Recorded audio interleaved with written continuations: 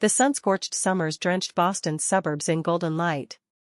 But in Kate's flawless life, something wasn't right. A devoted husband, a gentle son, a thriving flower shop, her life seemed flawless. Until the cracks started to appear. This is a tale of a betrayal so insidious, it was masked by a smile. And a woman who battled back with subtle, devastating might. Early summer light poured through the kitchen window of Kate's white house on Commonwealth Avenue. She rushed through her morning routine, slicing bread for Nathan's lunch. "Mom, is Dad coming to my game today?" Nathan, her 8-year-old, adjusted his baseball uniform, his brown eyes hopeful. Kate hesitated, her knife pausing mid-cut. "Your dad's been busy, sweetie. I'll check with him." Nathan nodded, but his smile faded slightly. He was alert for his age at 8, good in math and endearing himself to his baseball teammates. Kate's heart hurt watching his disappointment. Andrew, her husband, never missed a game. Recently, he was a ghost in their lives. She packed Nathan's sandwiches, her thoughts wandering. Their mornings ran like clockwork, breakfast at 7 o'clock, Nathan departed for Ward Elementary by 8 o'clock. Then Kate was off to Blooming Days, her flower shop, from 9 to 6 o'clock. 10 years before, she'd opened it, filling each bouquet with her heart. She enjoyed sprinkling in flower meaning cards, roses for love, lilies for innocence. It was her dream, her pride. Andrew used to say her arrangements were magic. Those compliments now sounded like old memories. She recalled meeting him in the shop 10 years ago. He'd come to order white Casablanca lilies for his twin brother James's hospital debut. His suit was sharp, his smile friendly. "My brother adores white flowers, white roses, and lilies and white carnations," he'd said, his gaze falling on her. 3 months later, they married. The first 5 years were a paradise: Nathan's birth, Sunday lunches with Andrew's mother, Eleanor, and James. James, an emergency doctor at Boston General, pampered Nathan like a second dad. Though they were twins, he and Andrew were polar opposites. James was warm, family-oriented, Andrew was neat, almost aloof sometimes. All changed 6 months ago when Eleanor passed away. A split developed between the brothers over her inheritance. Dinners at home ceased. Andrew's job at Mitchell & Associates, a prestigious accounting firm, took over his life. He arrived home later, 8 o'clock, then 9 o'clock, sometimes later than 10 o'clock. Weekends, which had been full of Nathan's games and laughter, became subdued. Andrew missed practice sessions, parent-teacher meetings, even meals at home. Only James remained regular, cheering Nathan at Cold Spring Park. Kate shook off memories as she opened Blooming Days. The shop's cheerful arrangements, hydrangeas, tulips, lilies, tended to soothe her. Today, they didn't. She made bouquets, her hands in automatic motion. Andrew's absence was not all work. There was something wrong. His new designer suits, his frequent phone checking, his flashy attitude, it was not the man she married. She recalled Nathan assisting at the shop, charming customers like Mrs. Wilson from Sacred Heart Church. "He's such a dear," Mrs. Wilson always said, purchasing daisies. Nathan even memorized flower names, proud to help his mom. But Andrew? He barely noticed. Saturday had been strange. Normally, they'd watch Nathan's baseball game together. The sun was bright, the breeze perfect at Cold Spring Park. But Andrew canceled. "Sorry, I've got documents to review," he'd said, not meeting her eyes. Nathan's face fell, but he mumbled, "Okay, Dad." Kate's heart broke watching her son accept his father's absence. Andrew stayed in his study all day, door closed, phone pressed to his ear. She overheard snippets, hushed, sharp words. "It's set for tomorrow. Everything's ready." His voice was cold, unfamiliar. She'd knocked, offering lunch. "I'll eat later," he'd snapped, the door staying shut. That night, he emerged tense, distracted, checking his phone every minute. Kate's unease grew. Who was he talking to? What was happening tomorrow? Sunday morning, she woke to coffee brewing. Andrew was in the kitchen, a rare sight. Good morning, Kate, he said, his smile too bright.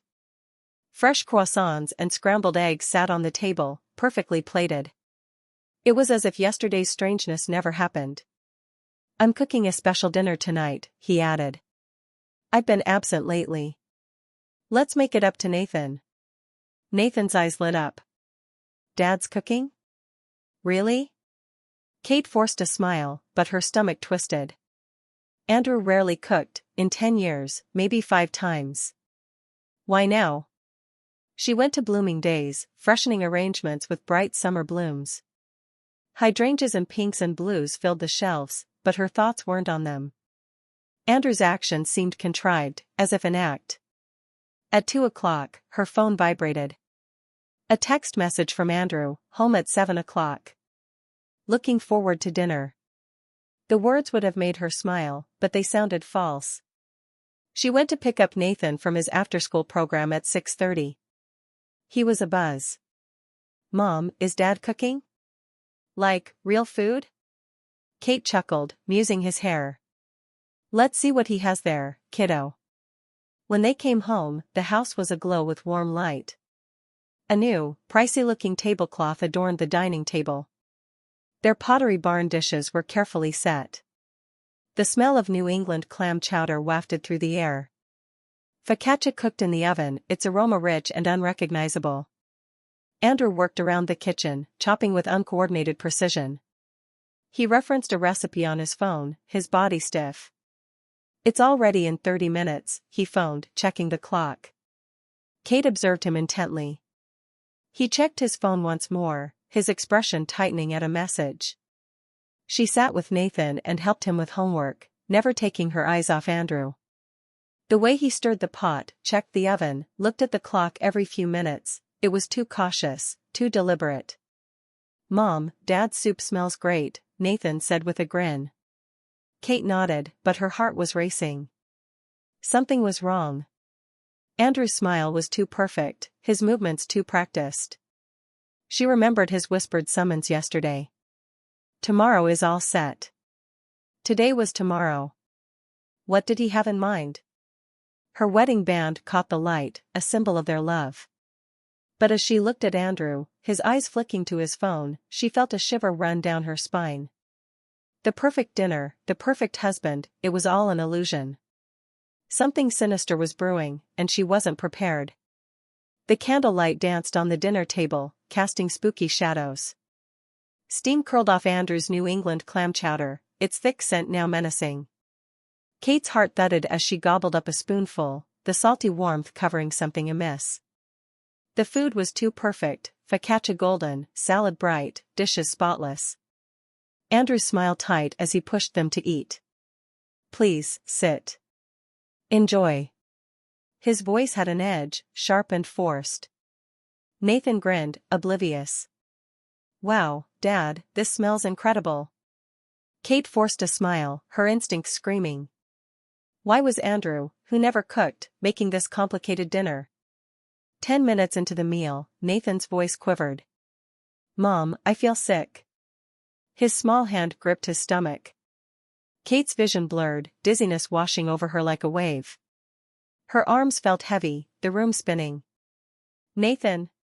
She attempted to stand, but her knees collapsed. She fell to the living room floor, Nathan at her side. Dad, help. Her son's cry was desperate. Andrew didn't stir. His face, which had been warm with love, was cold, calculating. He stood over them, his eyes expressionless. Kate's mind was racing, she had to keep Nathan safe. She closed her eyes, faking unconsciousness, automatically. Nathan, her resourceful boy, did the same, lying silently. His little body shuddered, but he remained motionless. Andrew's phone rang, piercing the stillness. Yes, it's done. They're both gone soon. His voice was expressionless, as if recounting a business transaction. Everything's under control. Leave the rest to me. Kate's blood turned to ice. He'd poisoned them. Her husband, the man she loved for 10 years, had wanted them dead. Andrew put down the receiver and went to his study, his steps slow. Kate whispered to Nathan, almost inaudibly. Don't move, sweetie. Stay there. Nathan nodded very slightly, his bravery shattering her heart. The clock in the living room ticked unmercifully, every second dragging out into forever. Car lights from Commonwealth Avenue flashed in through the windows, taunting their isolation. The flame of the candle swayed, projecting their fallen silhouettes against the wall. In the study, the shredder hummed, papers being shredded. Andrew's voice carried through, cold and low. They're not moving. The dosage was precise. Kate's back ran chilled. He was observing from afar, never checking their pulses. It was their sole advantage. The food on the table, once so full of symbol for home, was now toxin. The light of the chandelier cast macabre patterns, heightening the nightmare. Nathan's hand quivered in hers, his courage keeping her going. Her SOS message to James, texted before dinner. In case you lose me this evening, go home. Had he received it? The shredder hummed to silence, interrupted by the creak of drawers opening, the flutter of papers. Andrew covering his tracks. Another call. By morning, it'll be over. I've prepared everything. Kate's mind reeled. What was his agenda? The inheritance battle with James? Something more? Her phone, lying on the table, was recording. Every word, every noise, the shredder, his phone calls, recorded. She hoped it would be enough. The grandfather clock rang 9, its long chime ringing out. Andrew's footsteps came back, slow and heavy. He loomed over them, his presence a cold shadow. A little longer, he grumbled. Kate waited silently, her body frozen. Nathan's small body shook, but he didn't get up. She felt guilt and pride, her 8-year-old was stronger than she could have ever imagined. Why, Andrew? Her mind shrieked. Was it money? Power? Another woman? The doorbell broke through the tension. Andrew stiffened, his breath caught. Footsteps rushed to the door, his voice cut. Who's there at this time? The door creaked open. Andrew, what's happening? Why aren't you picking up your phone? It was James, his voice heavy with concern. Shadows moved behind him, there were others with him. Andrew's tone changed, defensive. James, why are you here? Who are they? Kate's heart skipped a beat. James had arrived. But who was with him? Police? Friends? She left her eyes shut, listening. James's voice increased in volume. I received Kate's message. Where is she and Nathan? Andrew stuttered. They're resting. It's been a long day. Show me, James demanded. Footsteps neared the living room. Kate clung to Nathan's hand, panting, stay still. Her thoughts whirled, she needed a plan. Andrew's cool facade was crumbling. If James spotted them, he'd react. But Andrew was dangerous, perhaps armed. She had recalled the recording on her phone. If she could get it to James, it was proof. But leaving now jeopardized everything. She heard James move closer. Kate? Nathan? His voice was panicked. What the devil did you do, Andrew? Andrew's voice cooled. You shouldn't be here. Leave. There was a struggle, shoes scraping, a grunt. Kate's eyes creaked open. James was struggling with Andrew by the doorway. 2 men in uniforms, police, behind him. Ma'am, are you okay? One officer dropped beside her. Kate sat up, her head reeling. He poisoned us. The soup. Grab my phone, it's recording. Nathan stirred, his eyes wide but alert. Mom, is Uncle James here? Yes, sweetie. We're safe now. The officer took her phone, the recording still active. Andrew's face went white as police held him back. James kneeled next to Kate, his eyes fierce. I called the cops when you didn't answer. Your text saved you. Kate's eyes blurred, not from poison but from tears. Her brother-in-law had been her lifeline. But the struggle wasn't yet done. Andrew's harsh words echoed in her head. They're both dead soon. She had to know why. And she had to make him pay. At the hospital, physicians confirmed the poison, sedatives in the stew. Non-fatal, intended to simulate a natural breakdown. Nathan was traumatized but intact, his little body tough. Kate's rage intensified, cold and single-minded. She confronted James in her hospital room, her arm wrapped from the fall. He attempted to kill us, James. For what? The inheritance? James's face clouded. Perhaps. But he'd been secretive for months. I heard rumors at the hospital, shady deals at his firm. Kate's mind cleared. Andrew's late nights, his designer suits, his phone calls. He'd been covering something larger. She remembered blooming days, her shop, her pride. Andrew had always envied it, but recently, he'd pressured her to sell. It's a good time, he'd said. The market's hot. Was that part of his scheme? She glanced at James. We must look into his life. His company, his phone calls, all of it. James agreed. I have a friend who's a private investigator, Tom Carter. He's quiet, meticulous. Kate's determination firmed up. Andrew wanted them out, her and Nathan. She'd use his scheme against him. The tape was only the beginning, but she required more. Bank statements, emails, evidence of his motive. She'd bring him down, not only before the police, but before his company, his clients, his world. Mitchell and Associates did take pride in integrity. If Andrew was dirty, they'd drop him. But she had to be careful. Andrew was cunning, and he wasn't in custody yet, just detained. What if he slipped away? Her phone buzzed, a text from an unknown number. You're making a mistake, Kate. Her blood ran cold. Was it Andrew? Someone else? She showed James, who cursed. He's not working alone. We need to move fast. Kate clutched Nathan's hand, sleeping beside her. Her son's courage, James's loyalty, they were her strength. She'd protect her family and ruin Andrew's perfect facade. The game wasn't over. It was just beginning. Kate rose from the floor, her legs shaky but her voice firm. Nathan, stay with me. Her son stood, clinging to her hand, his eyes wide with fear but trust. At the entrance, James stood with 3 police officers, their badges glinting under the porch light.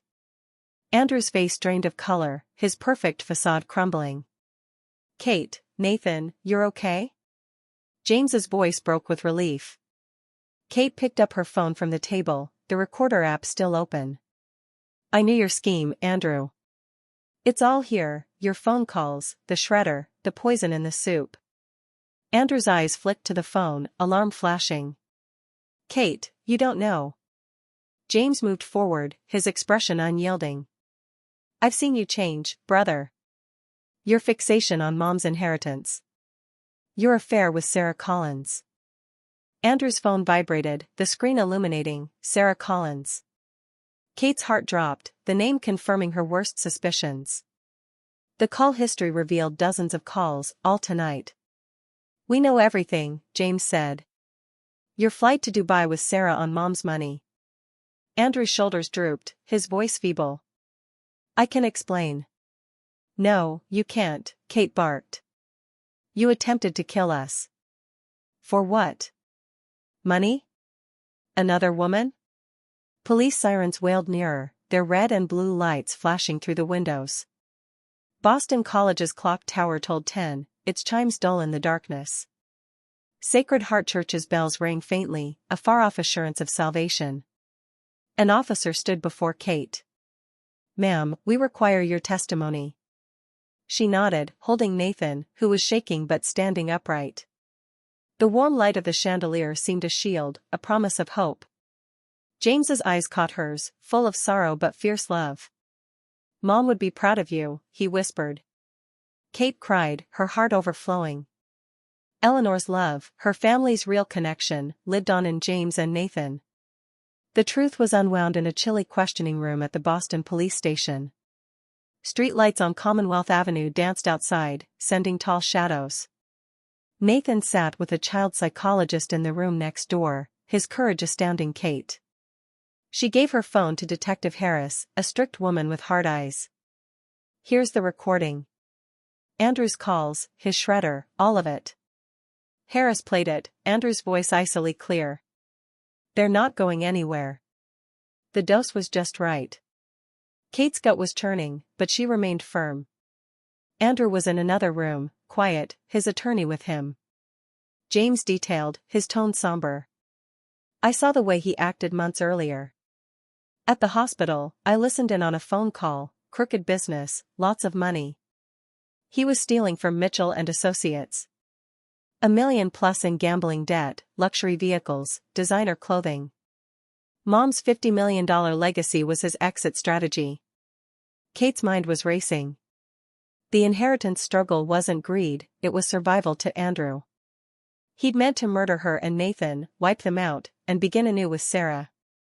Detective Harris nodded.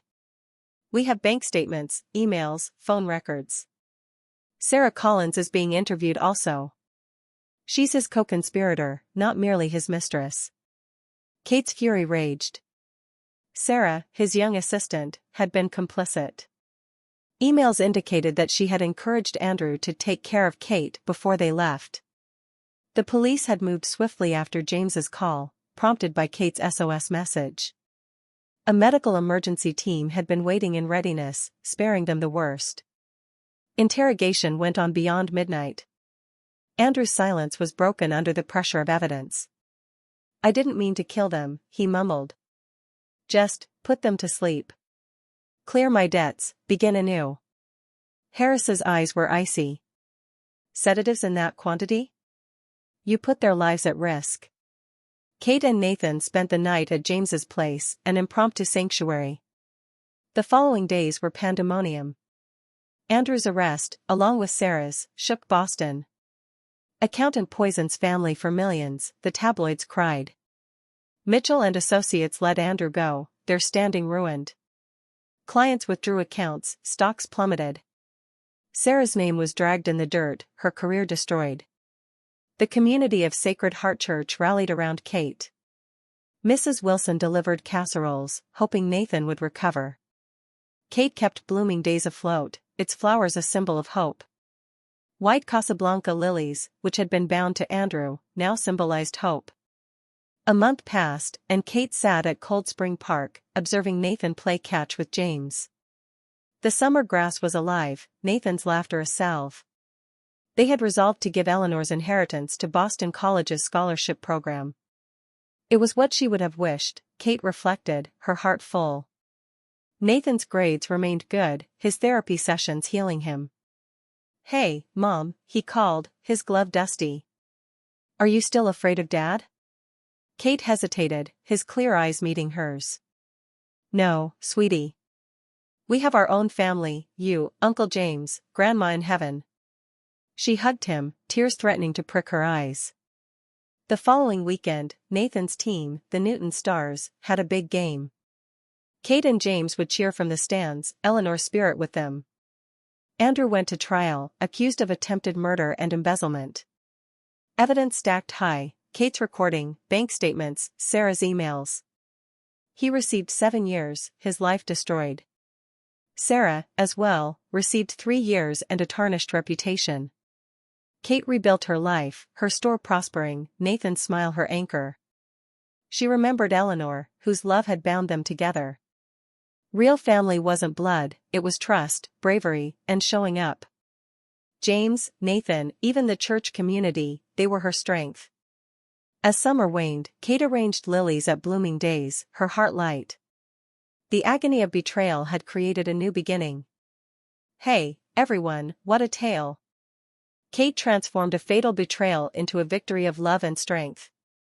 If this story kept you on the edge of your seat, give it a like. Comment below, have you ever encountered a family secret this sinister? Share this with your friends, they need to watch this. Subscribe and ring that bell for more thrilling revenge tales. Join our Patreon to submit your own ideas for our next story. See you in the next one.